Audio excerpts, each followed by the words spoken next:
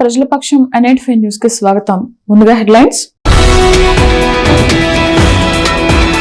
కోళ్లబైలులో తీవ్ర ఉద్రిక్తత, భూ తగాదాల నేపథ్యంలో మారణాయుధాలతో కాంపౌండ్ ధ్వంసం చేసిన ప్రత్యర్థులు. మే 9న అన్న మదనపల్లిలో ఘనంగా హనుమాన్ శోభయాత్ర కలిసి రావాలని హిందూ బంధువులను కోరిన హిందూ చైతన్య వేదిక రాష్ట్ర అధ్యక్షుడు బండి బాలాజీ. ఆదివారం సెలవు దినమైన ఎమ్మెల్యే ఇంటి వద్ద తరగని జనాలు, సమస్యలు పరిష్కరించాలని ఎమ్మెల్యేకి వినతులు. తట్టివారిపల్లి చెరువు వద్ద వ్యక్తి అనుమానాస్పద స్థితిలో మృతి. ఇక డీటెయిల్స్ చూస్తే, నేడు ఎమ్మెల్యే షాజహాన్ బాషా నివాసం వద్ద పెద్ద ఎత్తున ప్రజలు తరలివచ్చి తమ సమస్యల పరిష్కారం కోసం అర్జీలు సమర్పించారు. ఎమ్మెల్యే వారి విన్నపాలు విని సంబంధిత అధికారులకు ఫోన్లో మాట్లాడి బాధితుల సమస్యలను పరిష్కరించాలని సూచించారు. ఆదివారం సెలవు దినమైనా కూడా నియోజకవర్గ నలుమూలల నుండి పెద్ద ఎత్తున కార్యకర్తలు, అభిమానులు తరలివచ్చి తమ సమస్యలను పరిష్కరించాలని ఎమ్మెల్యే దృష్టికి తీసుకువచ్చారు.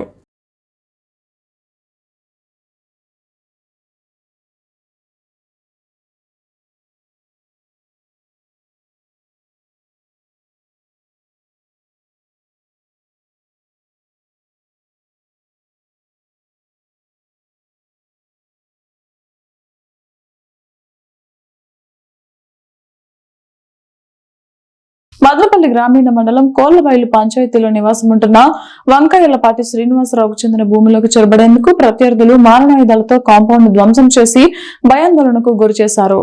నీరుగట్టివారిపల్లికి చెందిన వ్యక్తితో కలిసి పెద్ద ఎత్తున యువకులు భూమిలోకి ప్రవేశించేందుకు ప్రయత్నించడంతో కొద్దిసేపు ఉద్రిక్త పరిస్థితులు నెలకొన్నాయి.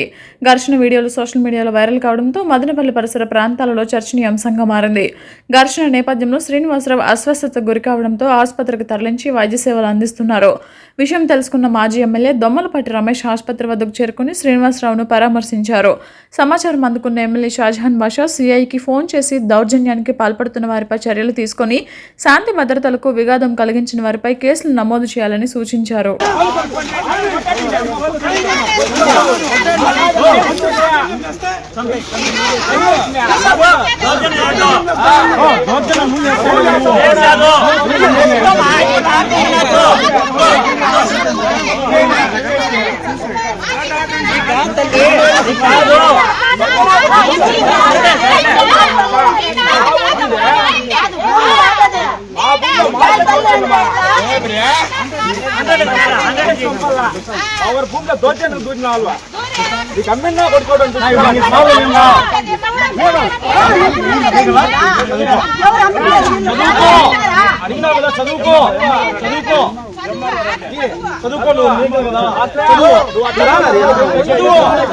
మిద్దెపై నుంచి పడి భవన కార్మికుడు మృత్యువాత పడ్డ సంఘటన ఆదివారం మదనపల్లి మండలంలో వెలుగు చూసింది.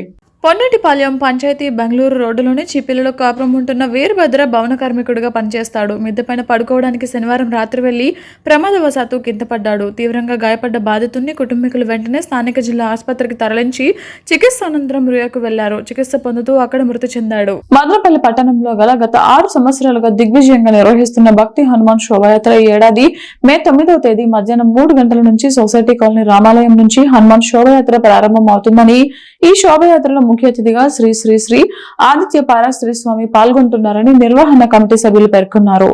శుక్రవారం రామాలయంలో నిర్వహించిన సమావేశంలో హనుమాన్ శోభయాత్ర నిర్వహణపై కమిటీ సభ్యులు నిర్ణయాన్ని ప్రకటించారు. ఈ కార్యక్రమంలో హనుమాన్ భక్తులు, ఆలయ కమిటీ సభ్యులు, హిందూ సద్భావన కమిటీ నాయకులు, అన్ని రాజకీయ పక్షాల నేతలు హనుమాన్ శోభయాత్రలో పాల్గొని విజయవంతం చేయాలని హిందూ చైతన్య వేదిక రాష్ట్ర అధ్యక్షుడు బండి బాలాజీ తెలిపారు.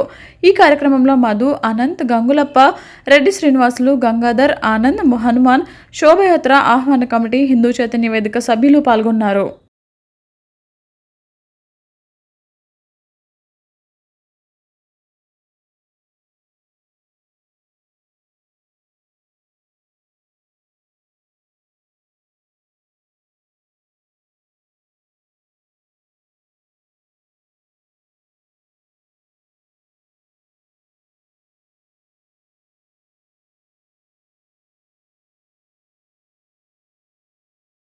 అన్నమయ్య జిల్లా కేంద్రం మదనపల్లి మండలం తట్టివారిపల్లి చెరువు వద్ద ఓ వ్యక్తి అనుమానాస్పద స్థితిలో మృతి చెందడం ఆదివారం వెలుగు చూసింది.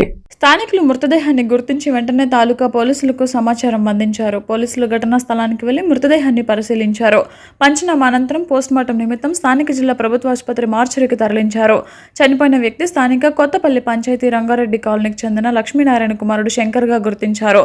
మద్యం మత్తులో నీటి తొట్టిలో పడి ఊపిరాడక చనిపోయాడా లేక ఎవరైనా తలకు బలంగా కొట్టడంతో చనిపోయాడా అన్నది తెలియాల్సి ఉంది. మరిన్ని వివరాలు పోలీసుల దర్యాప్తులో వెల్లడించాల్సి ఉంది. తిరుచానూరులో ఉద్రిక్త పరిస్థితులు నెలకొన్నాయి. శ్రీ పద్మావతి అమ్మవారి ఆలయం ఉత్సవాల్లో భాగంగా వాహన సేవ నిర్వహణ అనంతరం తిరుగు ప్రయాణంలో ఉన్న వాహన సేవకులపై స్థానికులు దాడికి పాల్పడిన ఘటన సంచలనంగా మారింది. ఉత్సవ కార్యక్రమం ముగిసిన తర్వాత చంద్రగిరి ప్రాంతానికి చెందిన వాహన మోతగాళ్లు తమ గ్రామాలకు బయలుదేరారు. ఈ సమయంలో తిరుచానూరు పరిసరాల్లో తీవ్ర ట్రాఫిక్ రద్దీ ఏర్పడింది. ఎదురెదురుగా వస్తున్న ద్విచక్ర వాహనాల కారణంగా మార్గం దిగ్బంధమై అక్కడే వాగ్వాదం మొదలైంది. ట్రాఫిక్ సమస్యను పరిష్కరించేందుకు వాహనాలను పక్కకు జరిపితే తాము వెళ్లిపోతామని మోతగాళ్లు కోరినా స్థానికులతో మాట పెరిగి ఘర్షణకు దారితీసింది. తొలుత కొంతమంది స్థానికులు వాహన సేవకులపై చేయి చేసుకోగా అనంతరం సమాచారం అందుకున్న మరికొందరు సంఘటన స్థలానికి చేరుకుని దాదాపు 30 మందికి పైగా గుంపుగా దాడి చేసినట్లు బాధితులు తెలిపారు. అమ్మవారి సేవలో పాల్గొని వస్తున్నామని ఇంటికి వెళ్లడం ఆలస్యం అవుతోందని చెప్పినా వినకుండా దాడి చేశారు అంటూ బాధితులు ఆవేదన వ్యక్తం చేశారు. ఈ దాడిలో 3 వాహన సేవకులు తీవ్రంగా గాయపడి సమీప ఆసుపత్రిలో చికిత్స పొందుతున్నారు. ఘటనపై బాధితుల ఫిర్యాదు మేరకు పోలీసులు కేసు నమోదు చేసి దర్యాప్తు చేస్తున్నారు.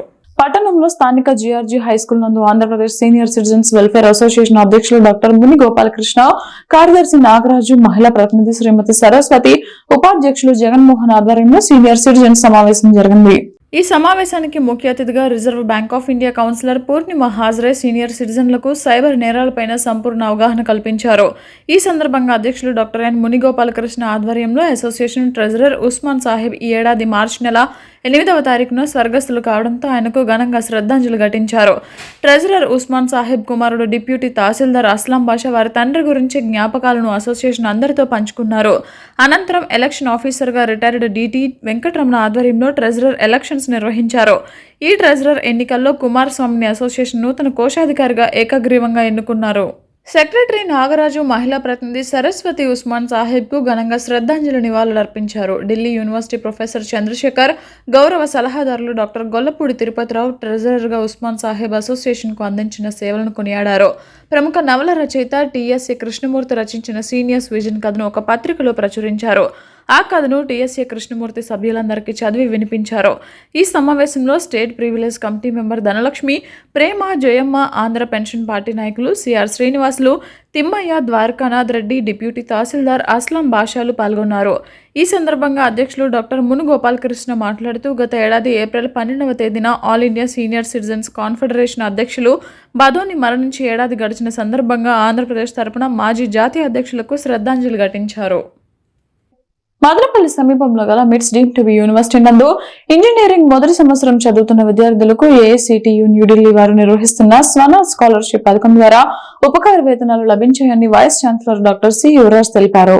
ఈ పథకం ద్వారా ఎంపికైన 8 మంది విద్యార్థులకు ఒక్కొక్కరికి సంవత్సరానికి 50,000 చొప్పున మొత్తం 4 లక్షలు స్కాలర్షిప్ పొందడం గర్వకారణమని అన్నారు. ఆర్థికంగా వెనుకబడిన పరిస్థితుల్లో ఉన్న అనాథులు, కోవిడ్-19 కారణంగా తల్లిదండ్రులను కోల్పోయిన వారు మరియు వీరమరణం పొందిన సైనికుల పిల్లలకు ఈ పథకం ద్వారా ఉపకార వేతనాలు లభించాయని తెలిపారు. ఉపకార వేతనాలు పొందిన విద్యార్థులను MITS founder and chancellor doctor N Vijayabhaskar Chowdary, pro chancellor N Dwarakanath, executive director Keerthi Nadella, vice chancellor doctor C Yuvaraj, senior management student office doctor అదాహర్ సమీనా మరియు అధ్యాపకులు అభినందనలు తెలియజేశారు. అనుక్షణం ప్రజల పక్షం మెనెంట్ ఫై న్యూస్ ఇంతటితో సమాప్తం. తిరిగి రేపటి బులెటిన్ లో మళ్ళీ కలుద్దాం. అంతవరకు సెలవు. నమస్కారం.